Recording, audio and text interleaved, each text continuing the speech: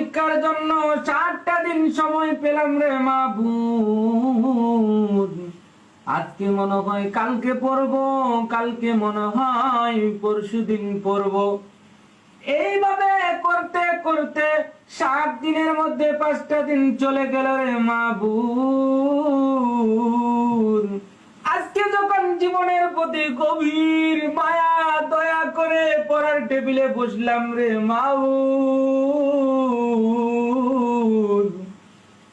একবার বিছানাটাকে আয় বাবা, একবার শুয়ে যা, একবার মোবাইলটাকে আয় রে বাবা একটু চাপাচাপি করে যা। অতঃপর গভীর আগ্রহ নিয়ে যখন হিস্ট্রিক্যাল থট নিয়ে পড়ার টেবিলে বসলাম রে মাবুদ, একবার পড়ি উমাইয়া খেলাফত, আরেকবার পড়ি আব্বাসীয় খেলাফত।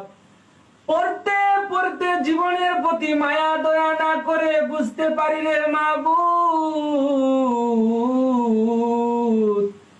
তাদের পতনের ঘন্টা কত নিষ্ঠুর, কত নির্মম ছিল। আয় রব্বুল আলামিন, আজকে আমি ফাঁকিবাজি করেছি, পড়ি নাই,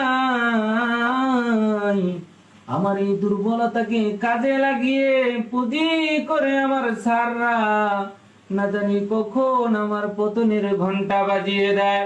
আয় রব্বুল আলামিন, তোমার কাছে ফরিয়াদ করতেছি রে মাবুদ, এইবার আমার মেধাকে খুলে দাও, পরবর্তী সময়ে আর আমি ফাঁকিবাজি করব না।